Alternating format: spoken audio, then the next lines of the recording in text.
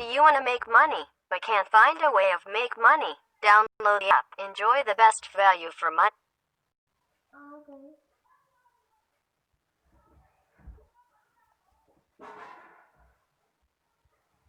Hello student जी, education में आपका स्वागत है। मैं आज आपको पढ़ाने जा रही हूँ कक्षा 6 का पार्ट 10 झांसी की रानी।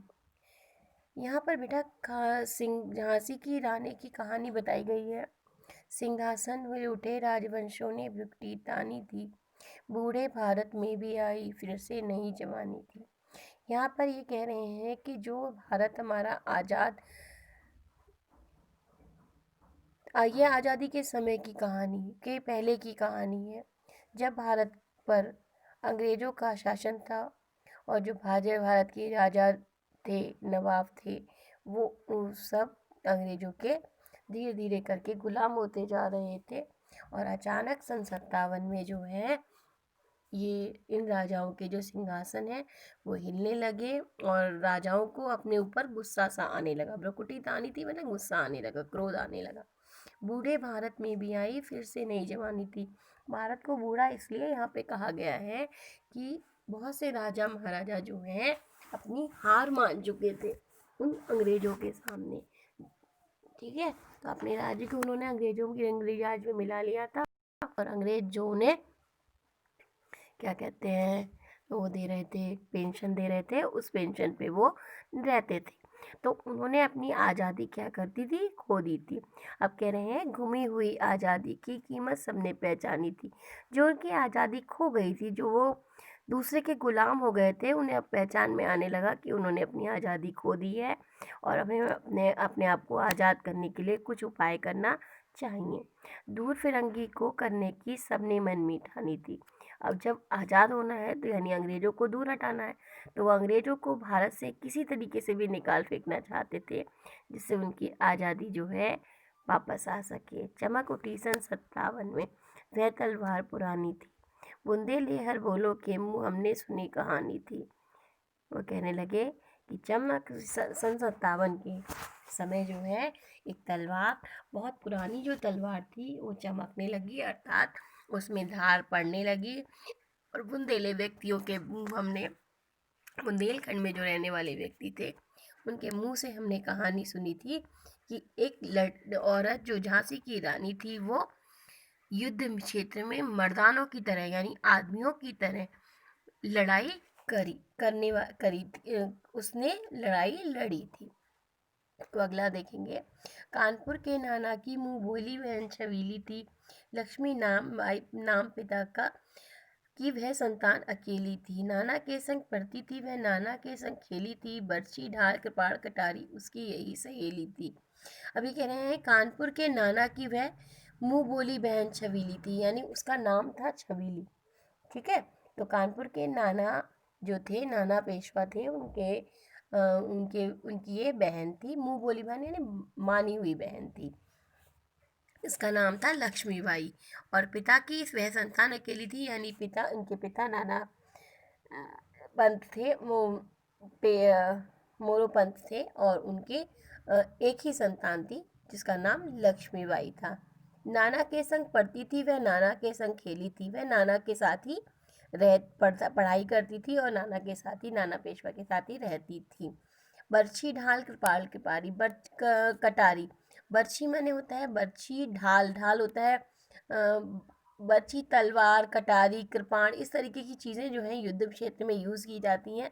तो वो उसकी सहेली थी, अर्थात ये उनसे खेला करती थी।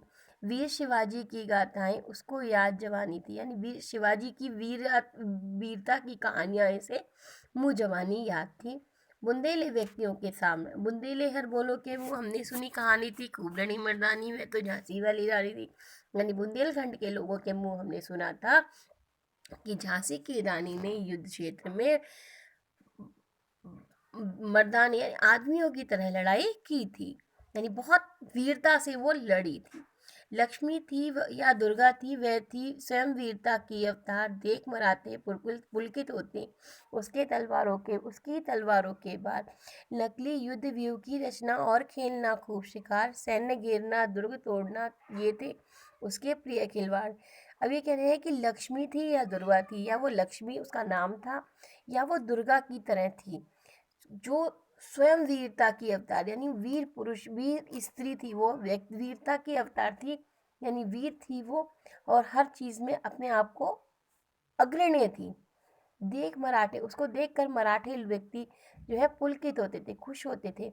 उसकी तलवारों के बार, उसकी तलवार के जो बार थे, उन्हें लगता था कि ये हमारे लिए कोई ना कोई एक आज़ादी की प्रेरणा स्रोत बनकर आई है। नकली युद्ध, वो नकली युद्ध मतलब खेल खेल के युद्ध, खेल में भी नकली युद्ध खेला करती थी। व्यूह की रचना करना सीखती थी। एक युद्ध करने के लिए एक कला होती, कई तरह की कलाएं होती हैं, तो व्यूह की रचना उसमें मेन होता है, जरूरी होता है। और खेलना खूब शिकार, और उसे खूब शिकार खेलना बहुत अच्छा लगता था। सैन्य घेरना यानी सेनाओं को घेरना, दुर्ग को तोड़ना, ये उसके प्रिय खिलवाड़ थे। यानी वो इस तरीके के खेल खेला करती थी जो एक वीर व्यक्ति खेलता है। महाराष्ट्र कुल देवी उसकी भी आराध्य भवानी थी। अब वह महाराष्ट्र में ही रही है, तो महाराष्ट्र की जो कुल देवी हैं वो उसकी आराध्य भवानी थी, यानी वो उनकी पूजा करती थी। बुंदेले हर बोलो के मुंह, बुंदेले व्यक्तियों के मुंह यानी बुंदेलखंड में रहने वाले व्यक्तियों के मुंह से हमने झांसी की रानी की कहानी सुनी, जो कि युद्ध क्षेत्र में बहुत वीरता से लड़ी थी।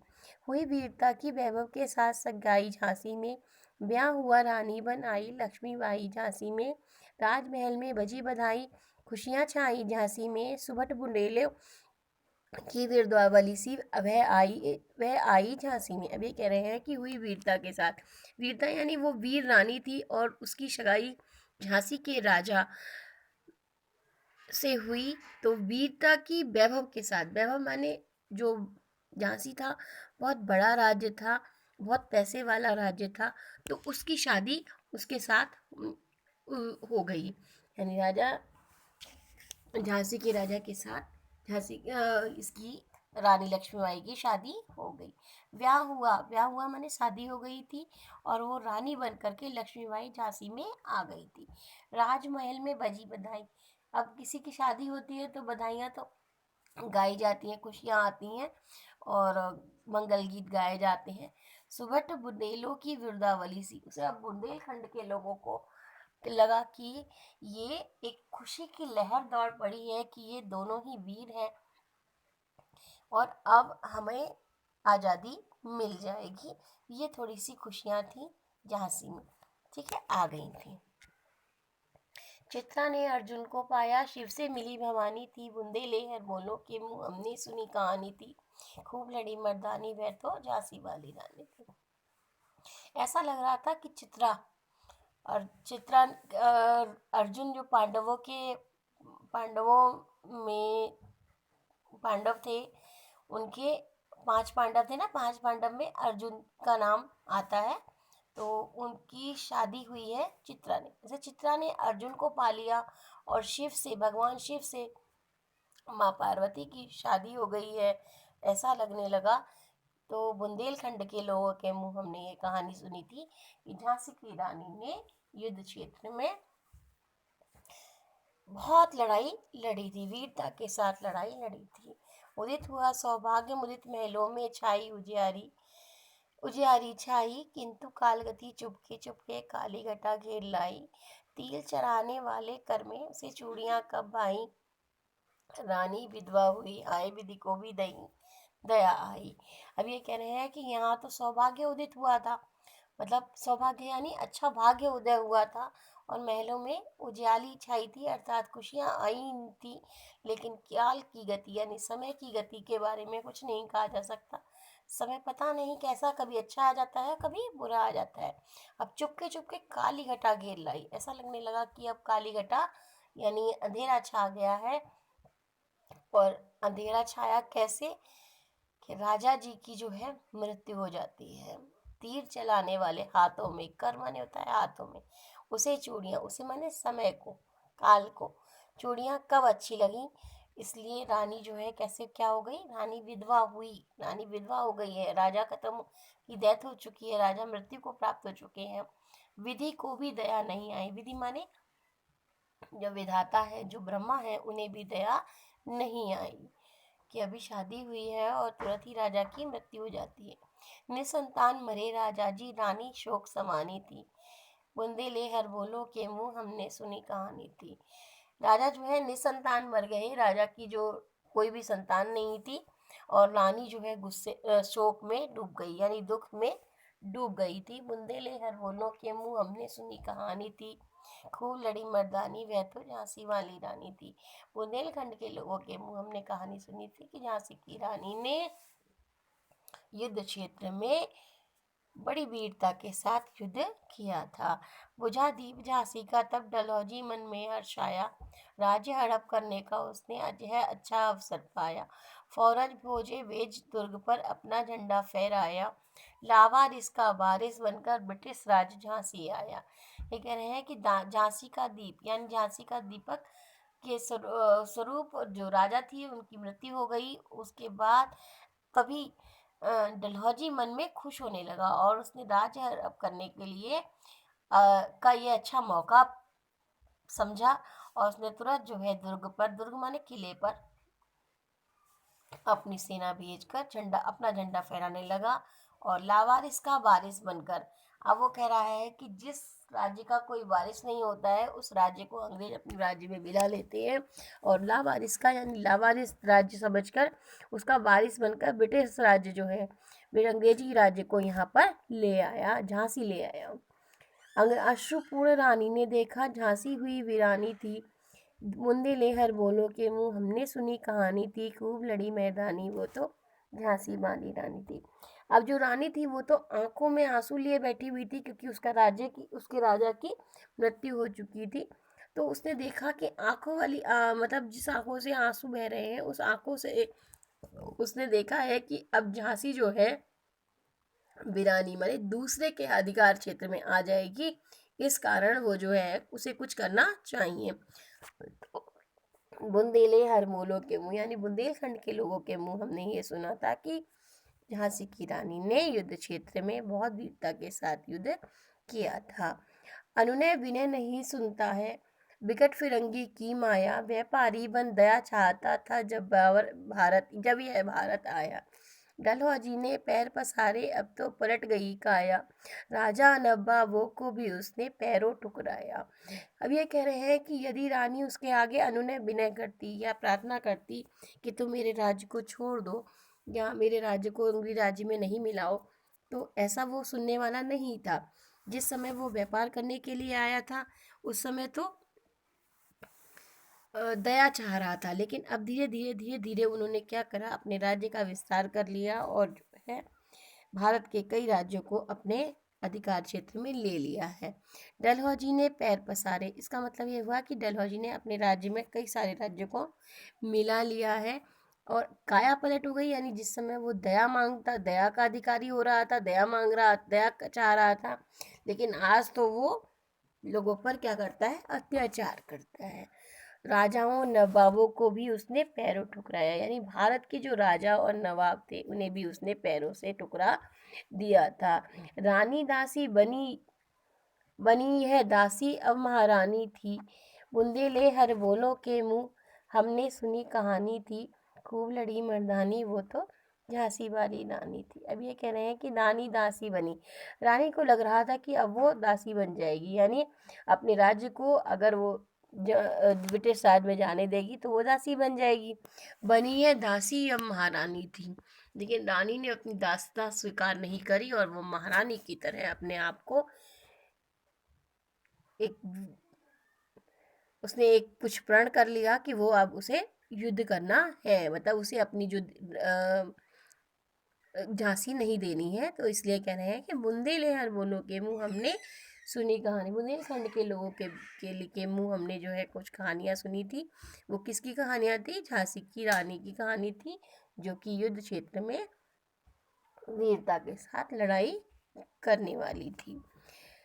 अब देखिए, चीनी राजधानी दिल्ली की लिया लखनऊ बातों बात, कैद पेशवा था बिठूर में, हुआ नागपुर का भी घात, उदयपुर तंजौर सतारा कर्नाटक की कौन बिसात, जबकि सिंध पंजाब ब्रह्म पर अभी हुआ था वज्रपात। अब ये भारत की स्थिति के बारे में बता रहे हैं कि चीनी राजधानी दिल्ली की, यानी दिल्ली की जो राजधानी थी वो भी अंग्रेजी राज्य में मिल चुकी थी। लखनऊ भी उन्होंने बातों बात में, यानी लखनऊ का नवाब भी उनका गुलाम हो चुका था। कैद पेशवा था बिठूर का, बिठूर के जो पेशवा थे वो भी कैद में पहुंच गए थे। और हुआ नागपुर का भी घात, यानी नागपुर की जो जमीन थी वो भी अंग्रेजों के हाथ में चली गई थी।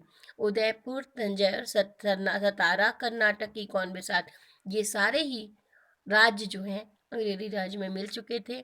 जबकि सिंध क्षेत्र में पंजाब पर ब्रह्म क्षेत्र पर, इस पर अभी अभी वज्रपात हुआ था, वज्र गिरा था। वज्र माने अंग्रेजों का कहर बरसा था।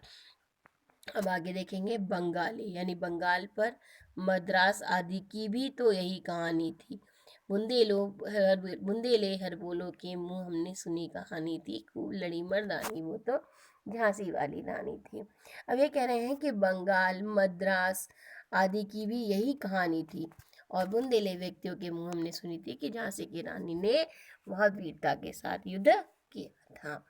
रानी रोई रनिवासों में, बेगम गम से थी बेजार, उनके गहने कपड़े बिकते थे कलकत्ते के बाजार, सरे आम नीलाम छापते अंग्रेजों के अखबार, नागपुर के जेवर ले लो लखनऊ के लो नौलाखार।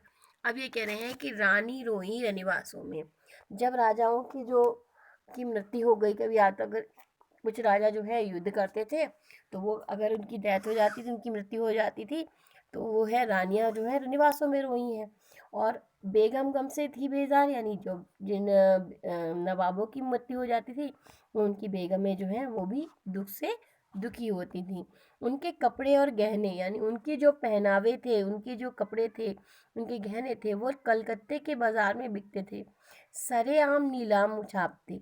अंग्रेजों के जो अखबार थे, उस समय अंग्रेजों के अखबार चला करते थे, तो अंग्रेजी अखबार जो है इनकी नीलामी छापते थे सरेआम, यानी जिन रानियों के मुंह, जिन नवाबों की बेगमों के मुंह कभी किसी साधारण व्यक्ति ने नहीं देखे होंगे, उनके गहने और कपड़े कलकत्ते के बाजार में बिकना कितनी गलत बात है ना। तो अब ये कह रहे हैं, कैसे लिखते हैं कि नागपुर के जेवर ले लो, नागपुर के जेवर ले लो और लखनऊ के नौलखा खरीद लो, इस तरीके से ये नीलामी छापते थे। यो पर्दे की ईद पर देशी के हाथ बिकानी थी, बुंदेले हर बोलों के मुंह हमने सुनी कहानी थी, खूब लड़ी मर्दानी वह तो झांसी वाली रानी थी। ये कह रहे हैं कि पर्दे की इज्जत, जो स्त्रियां घर में पर्दे के अंदर रहा करती थी, वो आज परदेसी व्यक्तियों के हाथ में बिक चुकी थी। उनकी जो इज्जत थी, जो उनकी मान मर्यादा थी, वो परदेसी व्यक्तियों के हाथ बीच चौराहे पर बिक रही थी। बुंदेले व्यक्तियों के मुंह से, यानी बुंदेलखंड के लोगों के मुंह से हमने कुछ कहानियां सुनी थी। इसमें झांसी की रानी की युद्ध क्षेत्र की लड़ाई के बारे में बताया गया है कि उसने बहुत वीरता के साथ लड़ाई की थी।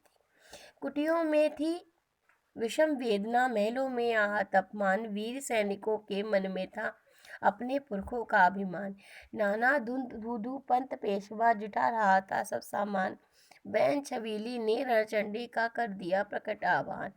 अब ये कह रहे हैं कुटियों में यानी जो घास फूस की जो कुटियां हैं, विषम वेदना यानी जो साधु संत थे, जो हमारे भारत के सदविचारक थे, जो अच्छे व्यक्ति थे, जो सोचते थे, जो विद्वान व्यक्ति थे, वो भारत की जो विषम स्थिति थी, जो दर्दनाक स्थिति थी, उसको उसको उसके कारण उनके मन जो है वेदना से भरे हुए थे, दुख से भरे हुए थे। महलों में आहत अपमान, और महलों के अंदर आहत माने घायल, अपमान था। लोग परेशान हो गए थे कि अब हमें किस तरीके से क्या करना है। वीर सैनिकों के मन में था। अब सैनिकों की आ जाइए बात। सैनिक जो थे वो हमारे यहाँ के ही साधारण व्यक्ति हुआ करते थे, जो हिंदू और मुसलमान दोनों हुआ करते थे। अब ये देखिए कि हिंदुओं और मुसलमान दोनों ही क्यों परेशान हुए सैनिकों के, कि उनके यहाँ जो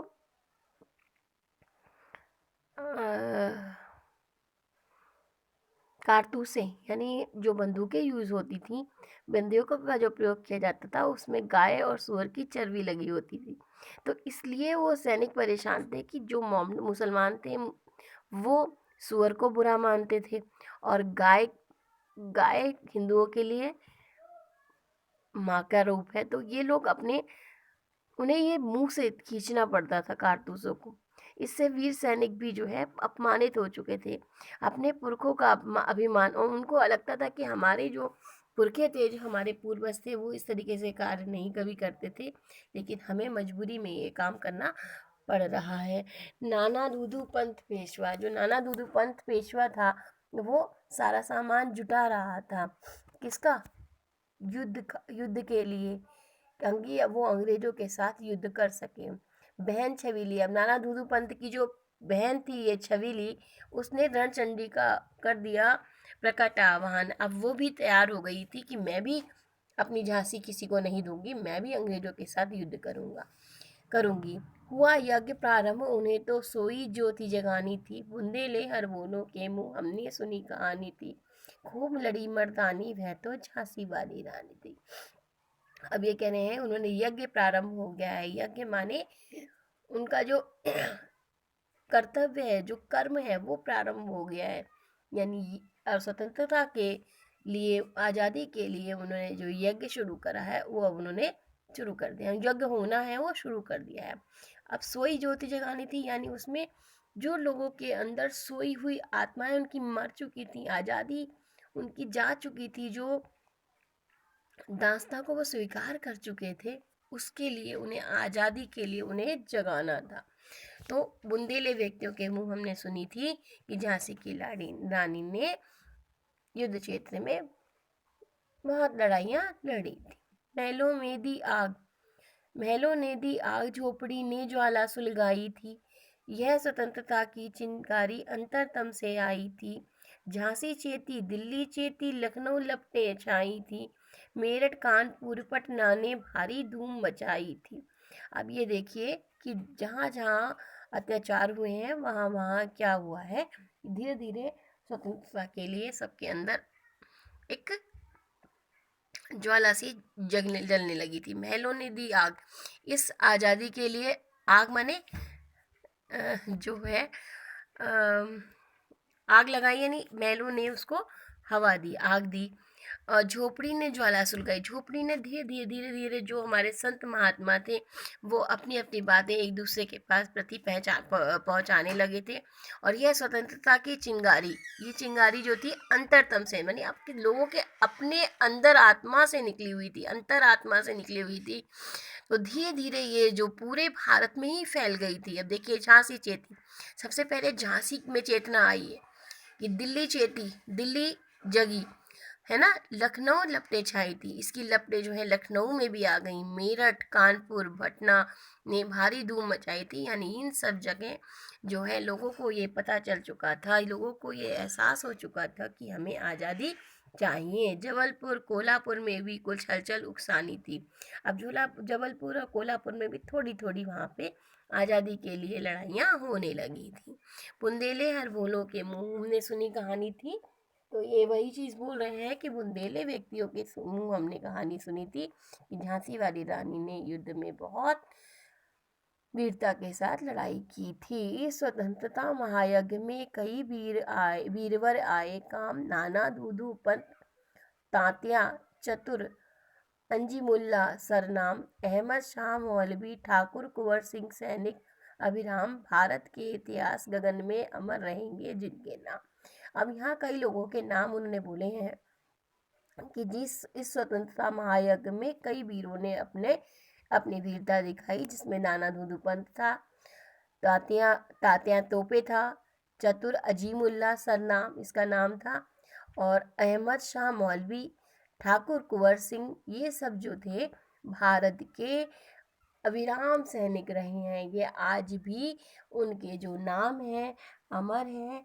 और इतिहास आज़ादी की जब बात की जाती है तो इन लोगों के नाम लिए जाते हैं। भारत के इतिहास गगन में अमर रहेंगे इनके, जिनके नाम, इन सब इनके नाम जो है भारत के इतिहास में अमर रहेंगे। लेकिन आज जुर्म कहलाती उनकी जो कुर्बानी थी। लेकिन कुछ लोगों की मानसिकता इतनी खराब है कि उनकी कहानी को लोग जुर्म कहने लगे हैं, गलत कहने लगे हैं, अपराध कहने लगे हैं। लेकिन ये अपराध नहीं था, ये अपनी आज़ादी की लड़ाई थी जो उन्होंने लड़ी। उनकी जो कुर्बानी थी, जो उन्होंने अपनी कुर्बानी दी है, वो सब क्या है, आजकल जो कुछ लोग हैं उनकी मानसिकता है वो क्या कहलाती है, जुर्म कहलाती है। बुंदेलहर कौन बोलो के मुँह, यानी बुंदेलखंड के लोगों के मुँह हमने सुनी थी कि झांसी की रानी ने वीरता से युद्ध में लड़ाई लड़ी थी। इनकी गाथा छोड़ चले हम झांसी के मैदानों में, जहाँ खड़ी है लक्ष्मीबाई मर्द बनी मैदानों में। लेफ्टिनेंट बाकर आ पहुंचा, आगे बढ़ा जवानों में, रानी ने तलवार खींच ली, हुआ द्वंद्व आसमानों में। अब ये कह रहे हैं कि इन सब की कहानियों को हम छोड़कर झांसी के मैदान में चलते हैं, जहाँ झांसी की रानी लक्ष्मीबाई जो है मर्द बनी, यानी आदमियों की तरह, वीर व्यक्ति की तरह मर्दानों के बीच खड़ी है, लड़ाई लड़ने के लिए तैयार खड़ी है। लेफ्टिनेंट बॉकर आ पहुंचा है, लेफ्टिनेंट बॉकर आ गया है और वो जवानों में आगे बढ़ा है, यानी सेना में सबसे आगे की ओर बढ़ रहा है। रानी ने तलवार खींच ली, रानी ने तलवार खींच ली और युद्ध हुआ, द्वंद्व माने युद्ध, आसमान में युद्ध होने लगा। जख्मी होकर बाकर भागा, उसे अजब हैरानी थी, बुंदेलहर बोलो के मुँह हमने सुनी कहानी थी, खूब लड़ी मर्दानी वह तो झांसी वाली रानी थी। अब ये कह रहे हैं कि वॉकर से रानी से युद्ध करते करते जो है जख्मी हो गया है। मतलब उसको जख्म लग गए हैं, यानी वो हार गया है और हार कर वो वहां से भागा है। अब बुंदेले व्यक्तियों के मुंह हमने कहानी सुनी थी कि झांसी की रानी ने युद्ध क्षेत्र में बड़ी वीरता के साथ लड़ी। अब कह रहे हैं रानी बड़ी काल्पी आई, कर 100 मील निरंतर पार, घोड़ा थक कर गिरा भूमि पर, गया स्वर्ग तत्काल सिधार, यमुना तट पर अंग्रेजों ने फिर खाई रानी से यार, विजयी रानी आगे चल दी, किया ग्वालियर पर अधिकार। अब ये कह रहे हैं कि रानी झांसी को आगे छोड़ करके आगे बढ़ी है तो काल्पी की तरफ आई है। 100 मील उसने लगातार पार किया है, जिसके कारण उसका घोड़ा जो है वो थक गया है और थक कर जब जैसे ही वो जमीन पे गिरा और तत्काल से धार गया, यानी वो तुरंत ही मृत्यु को प्राप्त हो गया है, स्वर्ग चला गया है। यमुना तट पर अंग्रेजों ने, यमुना के तट पर यानी यमुना किनारे, यमुना नदी के किनारे अंग्रेजों ने फिर रानी से हार खाई है, यानी रानी ने उसे फिर हरा दिया है। विजयी रानी आगे चल दी, किया ग्वालियर पर अधिकार। रानी वहां से विजय लेती हुई, यानी वहां से जीतते हुए, कालपी से जीतती हुई ग्वालियर पर अधिकार करती हुई आगे की ओर बढ़ रही है।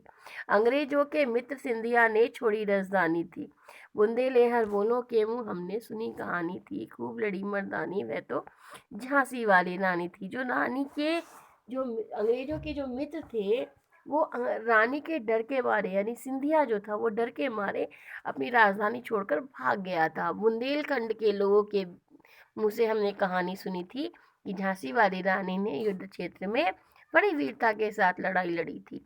अब आगे देखेंगे, विजय मिली पर अंग्रेजों की फिर सेना घिर आई थी, अब के जनरल स्मिथ सन्मुख था, उसने मुंह की खाई थी, कान्हा और मंदिरा सखियां रानी के सर आई थी, युद्ध क्षेत्र में उन दोनों ने भारी मार मचाई थी। अब ये देखिए, रानी को विजय मिलती जा रही है लेकिन अंग्रेजों की बार बार सेना उसके ऊपर टूट पड़ रही है। अब की जनरल स्मिथ आया था, उसे भी रानी ने हरा दिया। रानी की 2 सखियां यानी कान्हा और मंदिरा थी, वो रानी के साथ ही आई थी और युद्ध क्षेत्र में दोनों ने ही भयंकर लड़ाई की थी, पर पीछे फिरोज आ गया। अब जनरल स्मिथ को हराते ही उसके पीछे फिरोज आ गया है, हुरोज आ गया है। अब रानी घिर गई है ना, आगे से इधर से लड़ाई लड़की चुकी ही है और तुरंत ही वो हीरोज आ गया है। अब रानी घिर गई है, बुंदेलहर बोलों के मुंह हमने सुनी कहानी थी, यानी बुंदेलखंड के लोगों के मुंह हमने कहानी सुनी थी कि रानी झांसी की ने युद्ध क्षेत्र में बड़ी वीरता के साथ युद्ध किया था।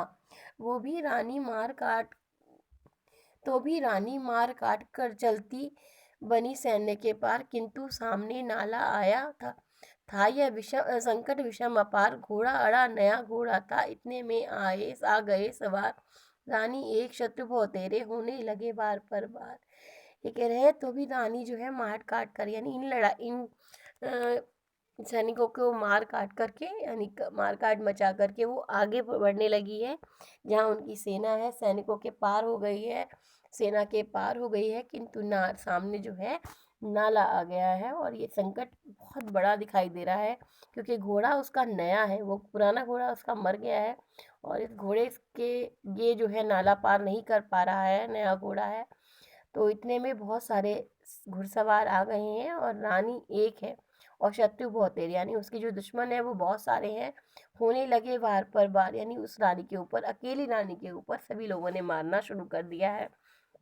घायल होकर गिरी सिंघनी, उसे वीरगति पानी थी। अब ये जब एक साथ ही उस अकेली औरत के ऊपर सब टूट पड़े हैं तो उसे गिरना ही था, तो वो घायल होकर के घोड़े पर से नीचे गिर गई है और उसे वीरगति पानी थी। उसे अब लग रहा है कि उसे मृत्यु मिल ही जानी है। अब बुंदेलखंड के लोगों के मुंह हमने सुनी कहानी थी तो कि रानी झांसी की रानी ने युद्ध क्षेत्र में बहुत वीरता के साथ लड़ाई लड़ी। रानी गई सिधार चिता, अब उसकी दिव्य सवारी थी। मिला तेज से तेज, तेज की वह सच्ची अधिकारी थी। अभी उम्र कुल 23 थी, मनुज नहीं अवतारी थी। हमको जीवित करने आई, वन स्वतंत्रता नारी थी। सुनने में ये भी आता है कि रानी ने अपनी जो डेड बॉडी है वो भी इन लोगों के हाथ नहीं लगने दी, किसी कुटिया में जाकर के जलवा दी है। तो यहाँ पे कह रहे हैं रानी गई सिधार, रानी जो है, रानी की मृत्यु हो चुकी है, अब उसे चिता पर ही लिटाया जाना है। उसकी दिव्य सवारी थी, अब चिता पर लेट कर ही वो आगे की यात्रा को पूर्ण करेगी। मिला तेज से तेज, यानी ऐसा लगता है कि ज्योति से ज्योत समा गई है, यानी वो तेज परमात्मा में समा गया है कि वो मनुज नहीं अवतारी थी, यानी वो मनुष्य नहीं थी, वो अवतारी स्त्री थी। मतलब जैसे कहते हैं भगवान का अवतार होता है, तो उसी तरीके से उसे अवतारी व्यक्ति माना जाता है, अवतारी माना जाता है कि वो मनुष्य नहीं थी, वो अवतारी थी। और 23 साल की उम्र में उसने इतनी लड़ाइयाँ अंग्रेजों से लड़ी थी और हमको जीवित करने आई, वन स्वतंत्रता की नारी। ऐसा लग रहा था कि वो हम लोगों के अंदर आज़ादी का प्रतीक बन के आई है। आज़ादी की लड़ाई को हमें को लड़ने के लिए हमें अंदर चेतना देने आई है, जीवित करने आई है। दिखा गई पथ सिखा गई, हमको जो सीख सिखानी थी। बुंदेले हम हर बोलों के मुंह हमने सुनी कहानी थी। खूब लड़ी मर्दानी वह तो झांसी वाली रानी। ये कह रहे हैं कि झांसी की रानी हमें पथ दिखा गई, पथ माने रास्ता दिखा गई, सिखा गई, जो उसे सीख हमें सिखानी थी वो हमें वो सीख सिखा कर गई। बुंदेले हर बोलों के मुंह, यानी बुंदेलखंड के लोगों के मुंह हमने कुछ कहानी सुनी थी, वो कि वो झांसी की रानी ने युद्ध क्षेत्र में बहुत वीरता के साथ लड़ाई लड़ी। अब अंतिम है, अब देखेंगे। जाओ रानी याद रखेंगे हम कृतज्ञ भारतवासी, यह तेरा बलिदान जगावे स्वतंत्रता अविनाशी। होवे चुप इतिहास लगे सच्चाई को चाहे फांसी। हो मदबाती विजय मिटा दे गालों से चाहे झांसी। तेरा स्मारक तू ही होगी, तू खुद अमिट निशानी थी। बुंदेले हर बोलों के मुंह हमने सुनी कहानी थी। खूब लड़ी मर्दानी वह तो झांसी वाली रानी। अब ये कह रहे हैं कि जाओ रानी, यानी आप रानी, आप अंतिम यात्रा की तरफ जा रही हो तो आगे बढ़ जाओ। हम भारतवासी कृतज्ञ हैं, आपके किए हुए उपकार को मानने वाले हैं और हम आपके किए हुए उपकार को मानेंगे। यह तेरा बलिदान जगावेगा स्वतंत्रता अविनाशी, यानी यहाँ स्वतंत्रता की जो अविनाशी ज्योति आपने जलाई है वो तेरा यह बलिदान हमेशा जलाता रहेगा।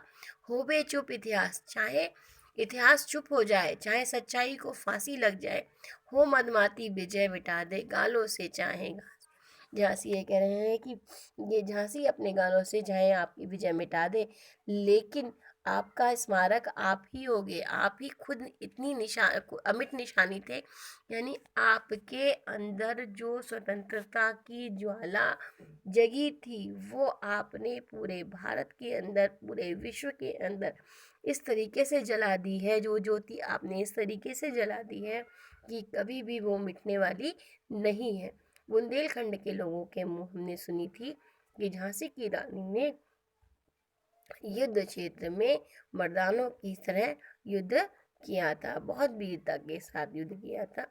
यदि आपको मेरी ये एक्सप्लेनेशन या मेरा ये पाठ का सारांश अच्छा लगे तो लाइक कीजिए, मेरे चैनल को सब्सक्राइब कीजिए और बेल आइकन को प्रेस कीजिए। ये सुभद्रा कुमारी चौहान जी द्वारा रचित बहुत सुंदर पंक्तियां हैं जो आज़ादी के लिए